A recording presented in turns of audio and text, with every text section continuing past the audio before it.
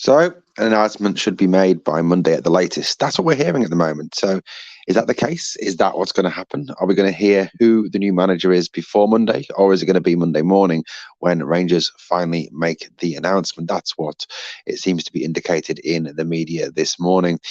If that's the case, it would give the new manager pretty much a week to work with the squad ahead of the Hibernian game on Saturday at Ibrox. Would certainly be an interesting game.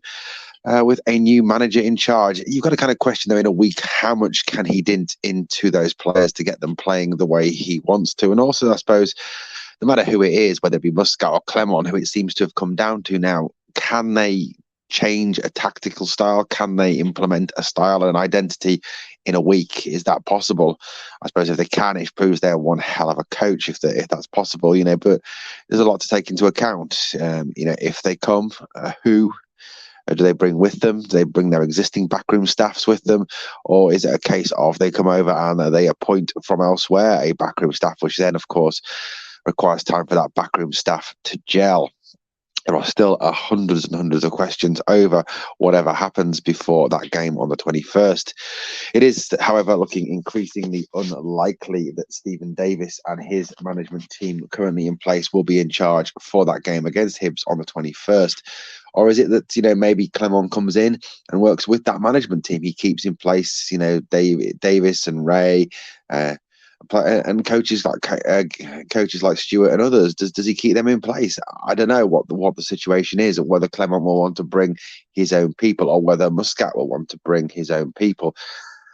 There's some talk that maybe the best policy is that you bring in a new manager, you put in place below him a staff that will be kind of like a permanent staff, or a staff who can step up, in a couple of years' time. Is it a case of that if Clement comes in or Muscat comes in, that Davis stays, that Ray stays, and that, maybe 2 years down the line, if they're very successful, hopefully, well, this is what we're hoping, dream scenario, Muscat comes in, Clement comes in, is successful, wins league titles, wins cups, does well in Europe, attracts the attention of another club, they then get poached, and then we have got a ready-made replacement in Davis or Ray. Is that the ambition of the board? Is that the ambition of this team? I don't know. That could be one possibility that's certainly been mooted around the club, that it could be a situation that the Rangers want to put in place.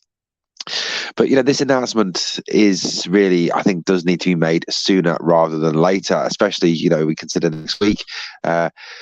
You've got players returning from international duty. Rangers do have players away on international duty, which obviously will impact as well with the amount of time that the new manager will have to work with players.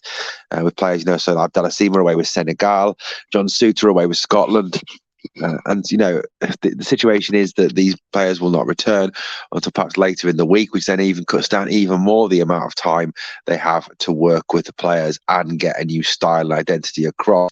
Is it more accurate that perhaps that style and identity will come across by the Hearts game, even after the Europa League game? It takes time, doesn't it, to implement new style, new tactics, new ways of playing. It's not an instant fix. And looking at how Rangers have played this season, and I know this is going to upset some people because I know there's still some out there that think Rangers have been great. Having a conversation with the odd couple of Rangers fans after the St Mirren game, when I was like, God, that was a poor performance. They played poor. And I was told I was watching a different game to them, which is, I think, absolutely ludicrous. If they thought that was a good performance, then well, they've really got issues in terms of expectations for our club. But it takes time. It will take time for Philippe Clement. It will take time for Kevin Muscat to get across what they want to get across, to get the team playing in the way that they want them to be playing. Look, I'm sure we've all got our favourites. We all know who we want. We all have ambitions to, have certain managers appointed. But I think what the issue is whoever comes in needs to basically hit the ground running, keep this team moving forward, with the target of having a team ready to some degree to play against that lot from across the city. Just before New Year, which I think is the key. A game that we must win, a game that it will be tough as it's at Parkhead, but it's a game that we can't afford to lose because 9 points, to be this far behind at this point in the season already. it is a situation we cannot afford to fall any further behind them. We can't 7 points behind, can't afford to fall 10 points behind.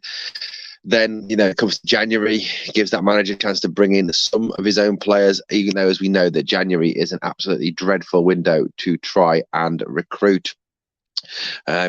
People know that you're desperate. People know that you want certain players, and therefore will charge inflated prices for them. That's just unfortunately the way it works. Then you've got to, if get those players in, and you've got to ask, are the board willing to pay those prices, or do we wait till the summer and do we just kind of run with what we've got? Like I said on a previous video, if you're going to implement the style that Kevin Muscat wants, you're going to need new fullbacks, you're going to need wingers, which is certainly something we will need to address, whether that be in January or whether that be in the summer. I know this will upset the TAV fanboys out there, but TAV is not suited to the Muscat system. It's a high energy system where the fullback needs to bomb on and bomb back. His legs are getting older. He's not going to be able to do that. Borna Barisic the same. Maybe Ridvan can fit into that, but obviously we wait to see how much. How much Ridvan is back. I mean, they played for Turkey the other night, which it does stand is in good stead.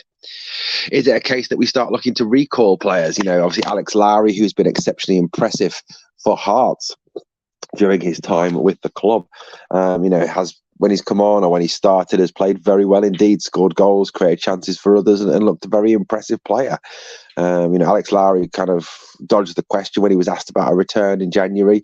He said he was concentrating on what he could do for Hearts, playing well for Hearts, and was loving the opportunity that he's got. And I think that's the key thing, isn't it, for Alex? He's getting an opportunity to play, which is what we knew, what Alex wanted, and what Alex kind of needed was the opportunity to actually play football. I suppose what's kind of caused a bit of a controversy is the fact that the players, with having Cantwell out, with having Lawrence out, Sam Lammers has had to step up into that number 10 and has been fairly awful in that number 10 role, and people questioning, would Alex Lowry or Yanis Hadji have been a better bet there? So look, there is that question, will we recall Alex Lowry? There was question marks over Alex's character, people saying that he's arrogant, complacent, but Alex kind of addressed that, didn't he, in the interview that he gave to the media, when he said that he was just a very laid-back person, took everything in his stride, and sometimes that comes across as arrogance. Well, we're all different. We're all very different in the way we conduct ourselves and the way we conduct our lives. There's also a possibility that perhaps, the team would call Yanis Hadji. Is that another situation? Certainly, it depends on the injury problems as regards Todd Cantwell. The injury that he sustained is somehow, as it seems always with Rangers players, turned out to be more complicated than previously thought. So, when will Lawrence be back? When will Cantwell be back? And, could it be a situation that we do need, if it is a long-term situation with Todd Cantwell, we do need to recall Yanis Hadji or Alex Lowry in January? We've got to do what is best for the club moving forward. Whoever comes in, whoever replaces Michael Beale, will hopefully have some of their players back and fit after the international break. That was certainly what was discussed and talked of. Even Michael Beale, when he was still here, talked about the fact that players would be back. One of the biggest things we've seen is Danilo back training. Hopefully Danilo is back and available for selection on the 21st. Having him back would be a huge, huge lift, especially given how utterly awful Cyril Dessers has been so far. It is to be hoped that if Danilo is back, then we don't have to have Dessers anywhere near the first team.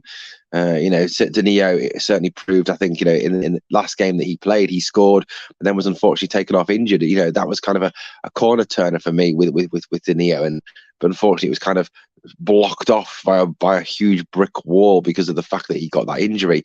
It's to be hoped that now that he seems to be back in training, that he is able to play, he's able to come back.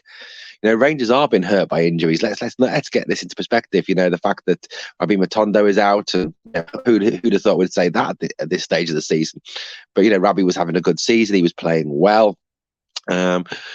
Todd Cantwell has a massive miss. Tom Lawrence also a huge miss as well. These players are out injured, and there is a real concern there, isn't there, when you're missing the talent that these guys have.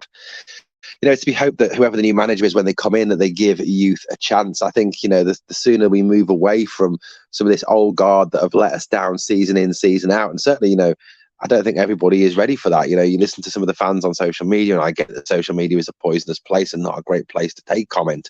But, you've still got those who are ultra loyal to Tav, to Goldson, to Lundstrom, who say that, it's the others letting us down and not reaching their levels. That was one of the most stupid comments I've ever read in my entire life. Personally, I would look for the new manager to come in, make changes, give the youth a chance, give Bailey Rice a chance, give Leon King a chance, get these young players into the team, give them an opportunity to impress. It happens down south. The likes of Arsenal, Manchester City, Liverpool do it. They bring in young players, they give them the opportunity to play, and we don't do that. And I don't know why we don't do that. We kind of stick to the old so-called tried and tested who've let this team down season in, season out. Two trophies, that's it. I mean, Celtic have won 5 of the last 6 trophies. That is awful. And it's these serial losers that have let us down for those 5 out of 6 trophies. The fact that people continue to defend them and continue to say that they're not the problem, I think is utterly ludicrous. The fact that we are in a situation where these players have kind of got used to being second to Celtic and kind of, I don't know, accepting of it, maybe. I don't know. But we certainly do need to make changes. Whoever comes in needs to make big, big changes to this team for me. Well, guys, let me know what you think in the comments down below. We'll obviously keep all over the news. If any news is announced today about any managers or tomorrow or whenever it's made, we'll be all over it here on Glasgow Rangers Nation. Thanks for watching.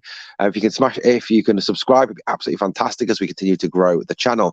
And on the way out, there's 2 things I always need you to do for me. Number 1, smash the like, and number 2, remember, we are the people.